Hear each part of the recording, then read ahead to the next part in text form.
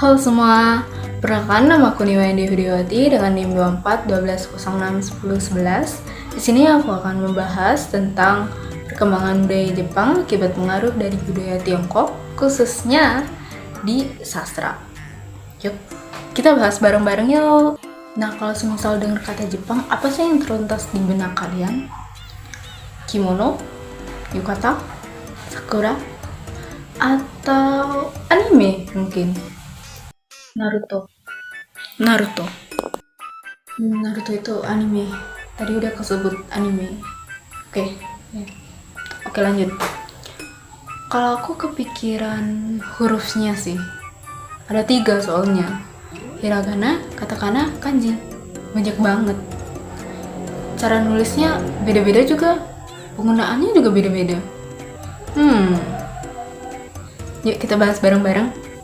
Nah, di sini aku akan membahas gimana sih pengaruh kebudayaan Tiongkok terhadap perkembangan tulisan dan sastra Jepang.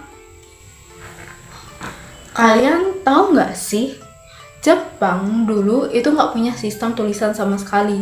Jadi sebelum abad ke-5, mereka cuma mengandalkan tradisi lisan. Jadi cerita sejarah mereka itu diceritain aja dari mulut ke mulut. Itu kalau misalnya tambah bumbu dikit, udah beda ceritanya gitu. Tapi semua itu berubah setelah Jepang mengenal kanji dari Tiongkok. Kok bisa sih? Sini kita bahas bareng-bareng. Kita mulai dari awal nih ya. Kanji atau huruf Han di Cina masuk ke Jepang lewat para biksu dan sarjana dari Tiongkok dan Korea.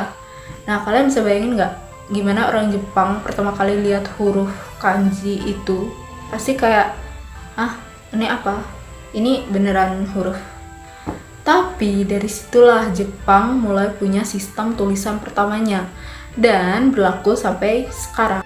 Karena udah punya tulisan, Jepang akhirnya bisa tuh membuat dokumen negara, catatan sejarah, surat-surat penting, bahkan bisa buat puisi.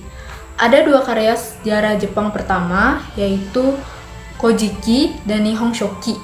Nah, itu tuh ditulis pakai bahasa Tiongkok klasik, bukan bahasa Jepang. Jadi model penulisannya benar-benar niru gaya Cina, plok ketiplok gaya Cina, resmi, panjang, dan baku banget.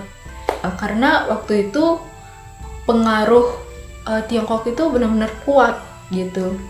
Terus dari sini nih sastra Jepang mulai berkembang lagi. Nah, pada masa Nara, Jepang punya jenis puisi yang disebut kanshi, yaitu puisi Cina yang ditulis oleh orang Jepang. Jadi gaya, tema, dan bahasanya itu benar-benar Cina banget. Nah, para bangsawan Jepang waktu itu bahkan lebih bangga nulis puisi gaya Cina daripada puisi Jepang karena dianggap lebih berkelas dan intelektual. Nah, waktu itu tema puisi yang biasanya mereka pakai itu nggak jauh-jauh dari alam, kehidupan, moral, dan perasaan. Mirip banget sama puisi dinasti Tang gitu. Tapi Jepang nggak selamanya nih niru Cina. Lama-lama karena kanji dinilai sulit dan rumit, terus akhirnya disederhanakan dan melahirkan 2 huruf baru, yaitu hiragana dan katakana. Nah, hiragana sendiri itu dianggap sebagai huruf perempuan, sedangkan katakana dianggap sebagai huruf laki-laki. Kok gitu? Karena penulisan mereka, hiragana itu ditulis kayak lembut gitu, lemah lembut mengalir. Sedangkan katakana ditulis tuh kayak tegas gitu, makanya dicap sebagai huruf khusus laki-laki. Nah, awalnya hiragana dipakai oleh perempuan istana. Kenapa? Karena mereka tidak diperbolehkan belajar bahasa Tiongkok klasik. Tapi justru dari hiragana inilah lahir karya sastra Jepang yang paling terkenal, yaitu Genji Monogatari karya Murasaki Shikibu. Genji? Beda Genji. Ini Genji Monogatari karya Murasaki Shikibu. Oke, lanjut. Karena ditulis dengan hiragana, karya ini terasa lebih lembut, puitis, dan benar-benar Jepang banget. Nah, masuk ke era Heian, Jepang mulai menemukan identitas sastranya sendiri. Walaupun kanji tetap digunakan, hiragana dan katakana bikin penulisan jadi lebih fleksibel. Lalu, di era ini juga muncul banyak karya sastra penting. Yang menarik adalah meskipun karya-karya ini sangat Jepang, tetap ada pengaruh Tiongkok di dalamnya, terutama dalam cara mereka membuat metafora alam, struktur kalimat, dan gaya estetika. Jadi mereka tuh kayak mencampur fondasi Cina dengan jiwa Jepang. Cina dan Jepang berkolaborasi gitu. Nah, lanjut ke era Kamakura. Nah, pada masa ini Jepang udah mulai berubah. Perang di mana-mana, muncul para samurai dan budaya menjadi lebih keras dan realistis. Tapi pengaruh Tiongkok tetap ada, terutama dalam penulisan kanji dan pembuatan karya sejarah. Banyak catatan-catatan penting tentang peperangan dan kepemimpinan samurai ditulis menggunakan penulisan sejarah ala Cina yang tegas dan formal.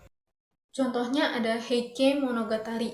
Meskipun ceritanya tentang peperangan Jepang, gaya penuturannya tetap terpengaruh struktur cerita klasik Tiongkok yang dramatis, penuh nilai moral, dan memakai bahasa yang tinggi.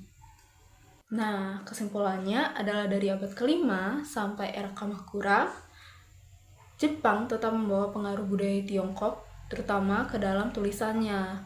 Bahkan ke dalam sastranya juga masih terdapat vibes dari tulisan-tulisan Cina gitu. Oke, sampai sini aja pembahasan kita kali ini. Sampai jumpa di pembahasan selanjutnya. Bye-bye.